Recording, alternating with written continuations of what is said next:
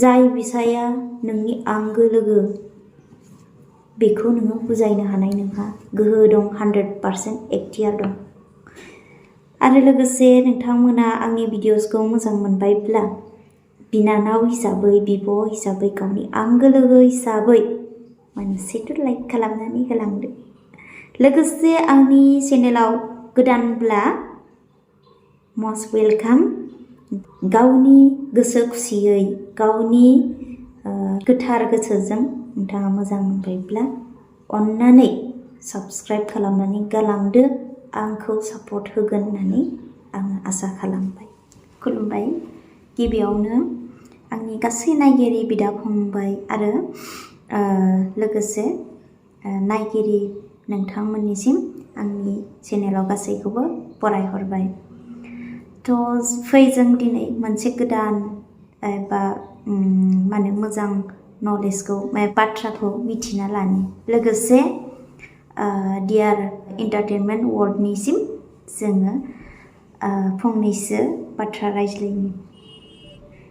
नोंथांमोना साननो हागौ गावखौल' गोबां गियाननि गोनांदां एबा गावखौ बिराद स्मार्ट होननानै सानना लानानै भिडिअखौ लाबोदों। बेबायदि नङा आरोना। जोङो दायो ससियेल मिडियायाव ओंखारब्ला एबा जोङो ससियेल मिडियायाव एक्टिभ थाग्रा मानसि नालाय, जोङो फेसबुक होन, इउटुब होन, इन्सटाग्राम होन, जोङो सानफ्रामबो जोङो ससियेल मिडियायाव एक्टिभ थाग्राखाय जोङो नायनाय जायो। बेयाव गोबां निउस आपडेट होनायफोरखौ जों नुनो मोननाय जायो। दायो जाय सोलिबाय थादों, जाय नुबोबाय थादों, जोङो मोजां आरो गाज्रिखौ बिजिरनो हानाय जोंहा गासैनियावबो मोन्थाय दङ। बिनि गेजेरजों आङो दिनै नोंथांमोननो मोनसे गोदान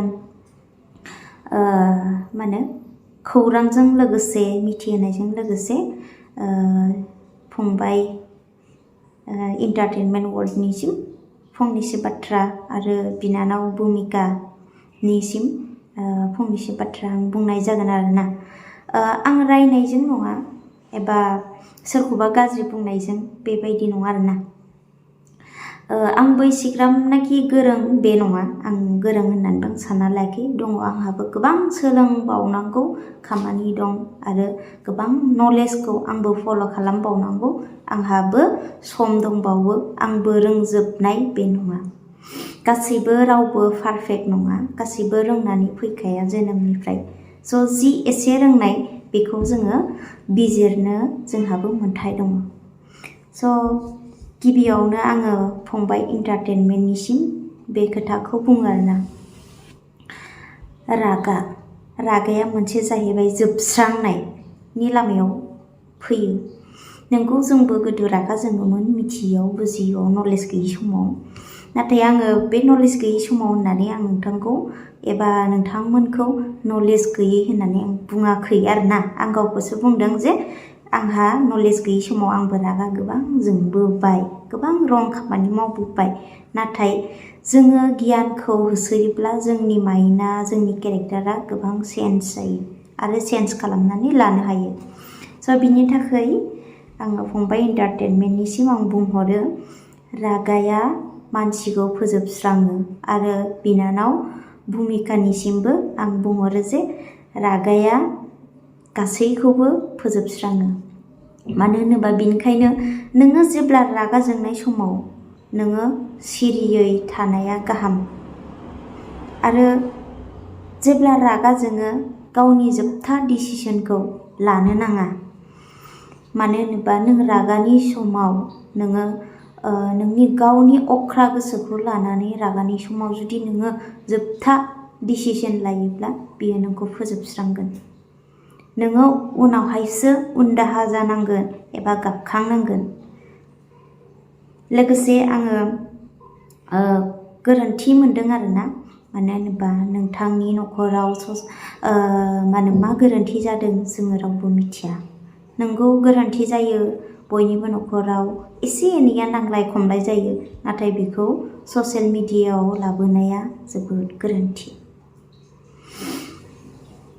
जियानो जा ससियेल मिडियायाव भाइरेल जाखायो नङा होमबा जाय ससियेल मिडियायाव एक्टिभ थाग्रा नोंथांखौथ' बयबो सिनाया नङा सिनायो नोंथांमोनखौ मानो होनोबा नोंथांमोना जाहैबाय सासे फेमास जोंफोर फेमास नङा दे आं फेमास होननानै आं रावजोंबो सिनायजानाय नङा जि सिनायो एसे एनै सिनायो आंखौबो अब्लाबो नोंथांमोना मालाय मुभि खालामलायग्रा नालाय नोंथांमोनखौ सिनायो आरो नोंथाङाथ' एन्टारटेनमेन्ट खालामो गोबां मानसिफोरखौ रंजाहोयो खुसियाव लाबोयो आरो मिनिहोयो नङा होमबा आंबो जोबोद मोजां मोनो फंबाय एन्टारटेनमेन्ट वर्ल्डनि भिडिअसखौबो आंबो नायो बेनिफ्राय नायो आं गासैनिखौबो नामखौ मुंख'लिया आरोना अब्लाबो मोजां मोनो आंबो स' बिनि गेजेरजों दायो फंबायनि लाइफआव जि प्रब्लेम जादों आं बेखौ माने दुखु मोनदों आरोना आंहा दुखु मोननांगौनि गोनांथि गैयामोन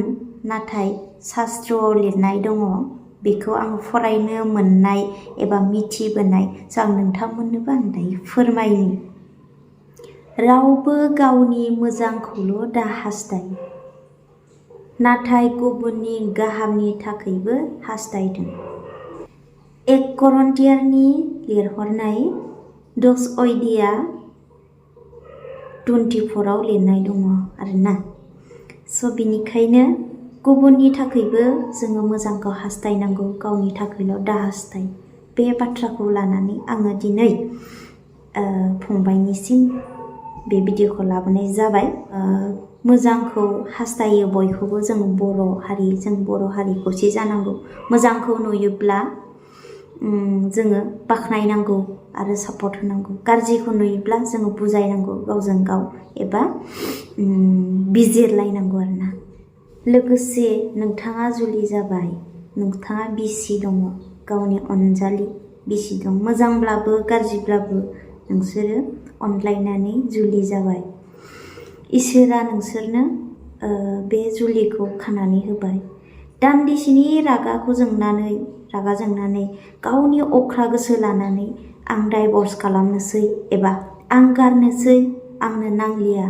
होननाय बै खोथाया दिनै ससियेल मिडियायाव गोबां भाइरेल जादों आरोना स' रागानि खिथेराव बुङो नंगौ रागानि सगाव जोङो गावखौ हमथानो हायाब्ला बेफोरबायदि बाथ्राया ओंखारो अब्लाबो राइट डिसिसन लानो थाखाय रागानि समाव नोङो डाइभर्सनि खोथाखौ लाबोनो नाङा जियानो जा गोथार जोंनि शास्त्रआव लिरनाय दं गोबाङावनो दं जोंनि धोरोमावल' नङा गोबां गुबुन गुबुन धोरोमाव लिरनाय दङ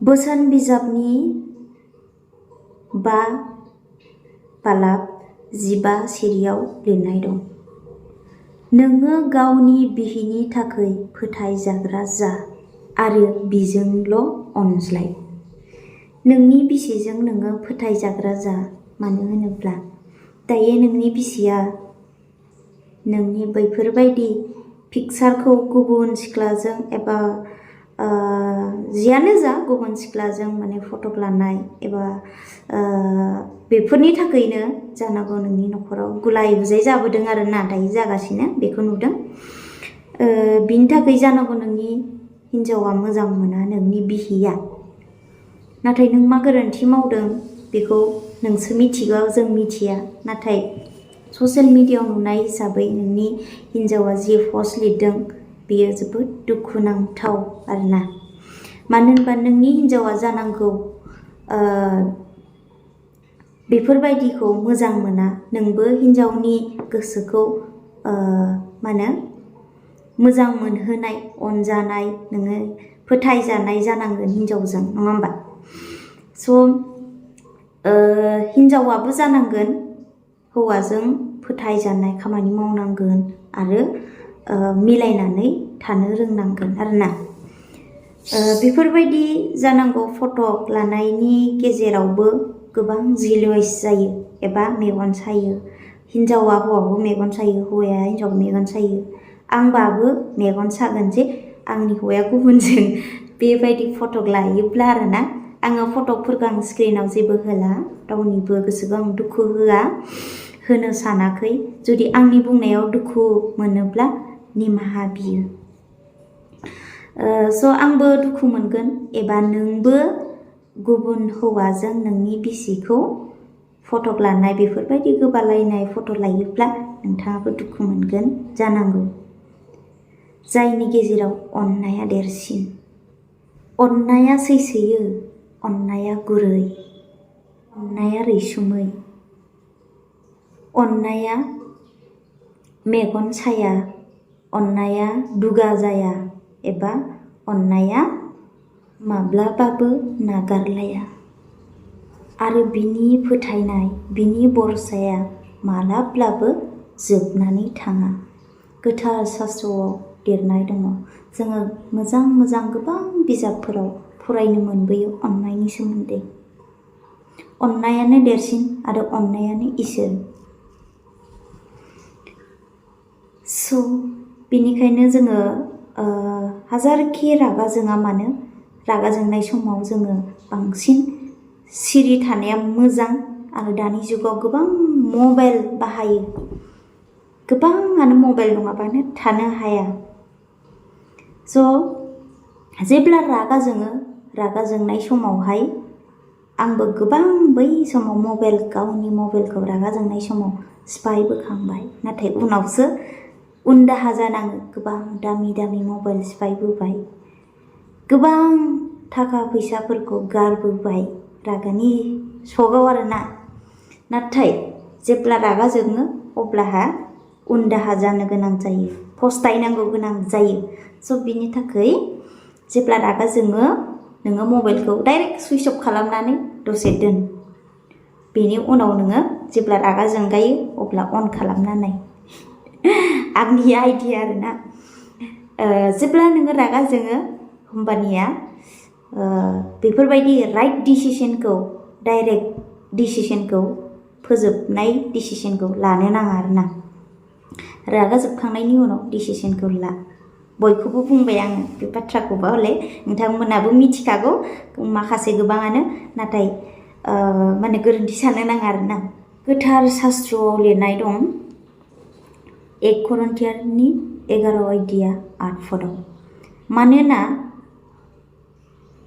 हिनजावफोरा हौवाफोरजों दाजायाखै, नाथाय हिनजावफोरासो हौवाफोरनिफ्राय दाजादों। नोंथांमोना गोरोन्थि साननो नाङा। गोबाङानो गोरोन्थिबो साननो हागौ बे बाथ्रायाव। मानो होनबा बे बाथ्राया आंनि बुंनाय बाथ्रा नङा। बेयो गोथार शास्त्रआव लिरजालांनाय राव आरोना। बे बाथ्राफोरखौ बुङोब्ला जोंनि मोदोमाव बौवो, जोंनि मोदोमाव नाङो, गासैनि मोदोमावबो नाङो। गोबां बौनाय बाथ्रा दङ। स' बे बाथ्रायावनो जाहैबाय हौवाफोरा हिनजावफोरनिफ्राय दाजायाखै, हिनजावफोरासो हौवाफोरनिफ्राय दाजादों। मानोना जेरै हिनजावफोरा हौवाफोरनिफ्राय दाजादों बेबायदिनो हिनजावनिफ्राय हौवाफोराबो सारि जादों। आरो बेफोर गासैबो इसोरनिफ्रायनो फैनाय, इसोरनिफ्रायनो सोरजिनाय, इसोरानो बेफोरखौ हरनाय। जोङो जागायजेननाय 1 पदनिफ्राय जोङो फरायोब्ला मिथियो आरोना। जोंनि बे बुहुमाव एबा सोर गिबिसिन मानसि जायामोन, सोर गिबिसिन इसोरजों दाजायामोन। स' बेफोरखौ गासैखौबो गोथार शास्त्रफोराव नायबिजिरोब्ला, फरायोब्लासो जों मिथिनो मोनो। जायनि जाहोनाव आदम आरो इभ होननायखौ नोंथांमोना मिथिगौ। जेब्ला आदमखौ सोरजिदोंमोन, आदमखौ सोरजिनायनि थाखाय आदमनो लोगोसे दुखु सुखु लोगो खालामनो थाखाय आदमनि हारा बेगेंखौ, आखिनि हारा बेगेंखौ, लेफ्ट साइडनि हारा बेगेंखौ गावनि हिन्जाव खालामनो थाखाय इसोरा बेनिफ्राय हारा बेगें मोनसे बख'नानै हिन्जाव महर दादों। आदमनि हिन्जाव हेबा होनो आरो खायसे हावाबो होनो। आदम आरो हेबा होननाय बे सानैजों इसोरानो बिसोरखौ हौवा हिन्जाव महरै बोर होदों आरो बिसोरो हौवा हिन्जाव जादों। बै समनिफ्राय लानानैनो जोंबो इसोरनि बैफोर खामानि एबा जुलि जानायखौ जोङो नेमखान्थि, समाजनि नेमखान्थि, इसोरनि नेमखान्थि बायदियै जोङो हौवा हिन्जावै जोङो जुलि जायो। हौवा हिन्जाव जानो थाखाय जोङो जुलि जायो। स' बिनि थाखाय जोङो जुलि जाब्ला हौवा हिन्जाव अनलायनांगौ माबोरै? हौवाया हिन्जावखौ, हिन्जावा हौवाखौ बेबायदि अनलायनो इसोरा फोरोंबोदों। बैफोर फोरोंनायखौ दिनै जोङो फल' खालामनांगौ। नाथाय जोङो बे दान्दिसेनि जिउखौ लानानै संसारावहाय जुलि जाखांनायनि उनावहाय नै आं डाइभर्स खालामनोसै, नै आं गुबुन हिन्जाव लानोसै, नै आं दसेनो गुबुननि हौवाजों थांनोसै, गुबुननि हौवाखौ आं लाहैनोसै, बैसो मोजांमोन, जुलि जाखांनायनि उनाव आरोना, बैसो मोजांमोन, आं बे हौवाजों रायजो जानो हालिया। बेफोरबायदि गाज्रि साननायनिफ्राय गोजान जानाया जोबोद गोनांथि। नंगौ, बयनिबो न'खराव दावराव दावसि जायो, बयनिबो न'खराव एसे एनैयाव गोरोन्थि जायो। आरो जुलि जाखांनायनि उनाव सेंग्रा सिख्लानिफ्राय महर सोलायो जेब्ला जुलि जायो। नाथाय जोंनि बे महरखौ बुङाखै दे, मोनसे केरेक्टार दङ जाय सेंग्रा सिख्लायाव गोबां जुदा, जेब्ला हाबा जाखाङो अब्ला गोबां सोलायनायखौ नुनो मोनो। सेंग्रा सिख्लायाव जेरै गोसो बायदि मावनो दांनो, जानो लोंनो, बेरायनो, थाबायनो हायोमोन। नाथाय जुलि जाखांनायनि समाव बेबायदि समा गोबां सर्ट। बेनिखायनो आं बुङो गासैखौबो जुलि जाखांनायनि उनावसो जोङो मोजां आरो गाज्रिखौ बिजिरनो हायो। संसारनि जानाय लोंनाय, थांना थानायनि थाखा फैसा गोबां जोंनो नांगौ जायो बायदि रोखोम। स' बेयावहाय गोबां गालाय गुजाय, बुजिलायनाय, मिसआन्डारस्टेन्डिं बेफोर जानानै फैयो। बिनि थाखायनो जोङो गोबां मोजां शास्त्र बिजाब फरायनांगौ जायो। जेब्ला जायानो मोजां केरेक्टारखौ फल' खालामगोन, मोजां बिजाबखौ फरायगोन, दिनाव खनसेब्लाबो एसेब्लाबो फरायोब्लानो नोंनि लाइफआव गोजोन फैगोन, नोङो बुजिनो हानाय गियान फैगोन। लोगोसे नोङो जेब्ला उन्दुनायनिफ्राय सिरि मोनो, सिखारो फुङावहाय, अब्ला नोङो नोंनि जिउनि आंगो लोगो बेखौ नोङो गोसोखां। गुड मर्निं माय डियार गड। बेनो नोंनि जिउनि आंगो लोगो। नोङो इसोरखौ गाबज्रि सिगांग्रो, बेनि उनावसो नोंनि खामानिखौ नोङो जागायजेन। आं मिथियादि नोंथांमोना सोर साबेसे एसेबां मोजां मोनगोन, सोर साबेसे एसेग्राब गाज्रि मोनगोन, सोर साबेसेनि गोसोआव दुखु मोनगोन। नाथाय आं बुंनो सानो बेनो जोंनि संसार जानायाव गोबां हेंथा फैयो। बे हेंथाखौ जोङो बारग'नो थाखाय हौवा हिन्जाव अनलायनाया गोबां गोनांथि। बै गोनांथिफोरखौ जोङो फल' खालामनो थाखाय सोरनिबा बुंनायनि थ्रुयै, बबेबा मोनसे गोथार बिजाबाव फरायनायनि थ्रुयै जोङो सोलायनो हायो। थ' बेनिखायनो आं बुङो माखासे जोंनि बर' समाजाव जानाय लोंनाया गोबां जानानै फैबाय। माखासे जोंनि बर' हारिनि बिदा फंबाय, बिब' बिनानाव, आंनि आंगो लोगोफोरा गावनि न'खरखौ गारनानै गोजान गोजान जायगायाव गावनि लाइफनि थाखाय थाखा फैसा खामायनो, गावनि लाइफ दानो थाखाय गोजानाव फैदों। बिथांमोननि आखल आखु, बिथांमोननि केरेक्टारखौ जोङो खोनानो मोनो, नुनो मोनो। सोरनियाबा मोजां, सोरनियाबा गाज्रि, सोरनियाबा अनेक गोबां भाइराल नुबोगासिनो। स' गावनि न'खरखौ गारनानै फैनानै गावनि लाइफखौ दानो थाखाय फैनायावबो जोङो नुनो मोनदों जानाय लोंनायजों गोदोनाय। सोरबा पाबाव थाङो, पाब माने आं बै माबाखौ बुंदों, बावलायलाङो मा होनो, माने रेस्टुरेन्टफोरावहाय बै पाबफोराव थाङोना बावलायसो लांबायहा माने मोनसे इन्जय खालामग्रा बेफोराव थाङो मोनसे हलफोराव थाङो बेयाव थांनानै जानाय लोंनाय सेंग्रा सिख्ला सोरबा सिनायिफोरजों लोगो हमलायो आरो सोरबा आनजाथिफोरखौ फोथायनानै लोगो खालामनानै बिथांमोनजों गोबां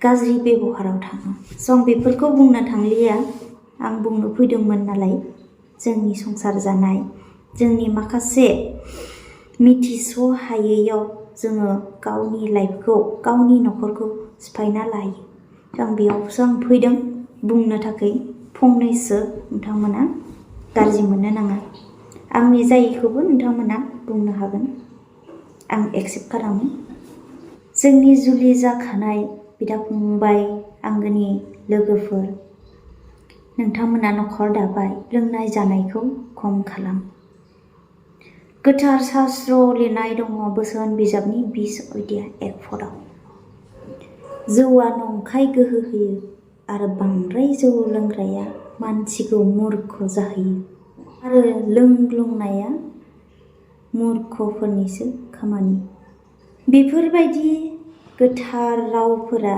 मानसिनि गोसोखौ बौहोयो दे जानांगौ नोंथांमोननि गोसोखौ दुखु होबाय बैफोर गोथार रावफोरा इसोरनि मुङै निमाहा होगोन एबा नोंथांमोना लागोन एबा सुद्रायगोन होननानै आङो रिकुवेस्ट खालामहरो आरोना जोंनि माखासे बर' आइ आफा बिदा फंबाय बिब' बिनानाव आरो आंनि आंगो लोगोफोर नोंगौ जौ लोंनाया बांद्राय जौ लोंनाया मानसिखौ मूर्ख खालामो सिनायिखौ सिनायहोयो आरो सिनायनायखौ सिनायिबो खालामो आं मा बुंनो आंहाबो एसेबां मानि नोंथांमोनखौ बुंनो हानाय आंहा बेसेग्राब गोहो गैया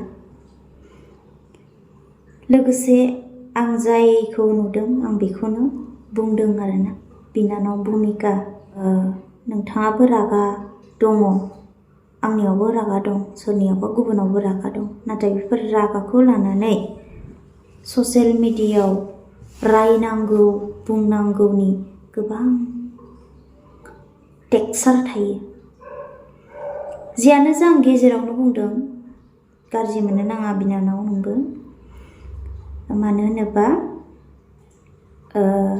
नोंथाङाबो गुरै रावै बुंनो हायोमोन नोंथाङाबो गुरै रावै बुजायहरनो हायोमोन जेबो नङा जि जाबाय रागानि सगावहाय बुङो रागानि सगावहाय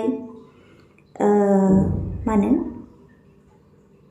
बेफोरबायदि रायनो लुगैयो नंगौ अब्लाबो रागानि सगाव एसे गोसोखां रागाखौ हमथानांगौ होननानै नोंथांमोनाबो मिथिखागौ रागाया मानसिखौ फोजोबस्रांनायाव लाबोयो जाय बिनानाव इन्टारटेनमेन्ट वर्ल्डनि बिसि आं नोंथांखौबो आंनि गुरै गोसोजों रिकुवेस्ट खालामो आरोना न'खराव मोजां गाज्रिया बयनियावबो थायो नांलाय खमलाय फिसा फिसौनि थाखाय नोंथांमोनाथ' गोबां अनलायनायखौ दिन्थिबोदों आरो नुबोदों आरो गोबाङानो नोंथांमोनखौ सापर्ट खालामदों आरो मोजां मोनबोदों आरो सिनायबोदों जों बिनानाव नोंथांनिसिमबो आंनि गुरै खावलायनाय माबा मोनसे प्रब्लेम जायोब्ला गावनि हौवाखौ लाजि फोनांनाय बेफोरबायदि बाथ्राखौ नोंनि पस्टनि गेजेरजों लिरनानै एबा सिनायथि होनाया बेयो गोरोन्थि आरोना नोंनि बै पस्टखौ नुनाय लोगो लोगो गोबाङानो शेयार खालामदों जाय बिथांजो भुमिकाया रागा जोंदों नोंथाङा बुंनो हायोमोन गावनि बिसायखौ मोजाङै बुजायनो हायोमोन मानो बेबायदि जाय बिसाया नोंनि आंगो लोगो बेखौ नोङो बुजायनो हानाय नोंहा गोहो दं 100% एखतियार दं बिनानाव आरो इन्टारटेनमेन्टनि हिन्जाव बिनानाव भुमिका आरो इन्टारटेनमेन्ट नोंथांमोना माने कमप्रमाइसखौ लाबो आरोना माने मिलायफिन नोंथांमोना रागानि गेजेरजों गावनि अख्रा गोसोखौ लानानै बेबायदि डिसिसनखौ लानो नाङा, बोराबलायनो नाङा। रागानि जुगाव बोराबलायबाय, नांज्लायलायबाय, नाथाय नोंसोरखौ ससियेल मिडियायाव गोबां हाजार हाजार मानसिफोरा मिनिगोन। नोंथांमोना जाखांफुनाय सासे इउटुबार, नोंथांफोरा जाखांबोनाय सासे मिथिसार, बयजोंबो मिथिजानाय, बयजोंबो अनजानाय, बयजोंबो सापर्ट खालामजानाय। नोंथांमोनखौ बेबायदि नुयोब्ला गुबुनाबो सोलोंगोन, निस्सय सोलोंगोन। मानो होनोबा दानि जुगाव चेलेन्ज जालायगासिनो जे गुबुना गुबुननि हिन्जावखौ लाना खारनाय, गुबुना गुबुननि हौवाजों खारफानाय, ना सोरनिबा गथ' गोनांखाखौ नुदों, ना सोरबा हाबा जाखानायखौ नुदों, बेफोरबायदिनो गोबां जागासिनो। स' जियानो जा, आंनिया गोरोन्थि जाबायब्ला गेजेरावनो नोंथां साथामनिसिमबो गुरैयै निमाहा आं बिहरनाय थाबाय। आरो लोगोसे नोंथांमोना आंनि भिडिअसखौ मोजां मोनबायब्ला बिनानाव हिसाबै, बिब' हिसाबै, गावनि आंगो लोगो हिसाबै मोनसेथ' लाइक खालामनानै होलांदो। लोगोसे आंनि चेनेलाव गोदानब्ला मस्ट वेलकाम, नोंथांमोना साबस्क्राइब खालामनानै लादो, जाहाथे नेक्स्ट भिडिअआव थाबैनो लोगो मोनफिनगोन। गावनि गोसो खुसियै, गावनि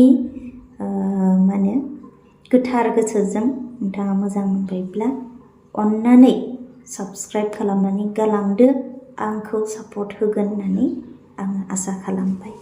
एसेयावनो गोजोननाय थाबाय। जायखौ नाजावदो, जानायखौ फल' खालामदो, सोलोंदो, आरो जायैखौ निमाहा होदो, आरो गोरोन्थिखौ निमाहा होगोन होननानै आं आसा खालामबाय, आरो रोङैफोरखौ फोरोंहरगोन होननानै आङो आसा खालामबाय। गोजोन्थों।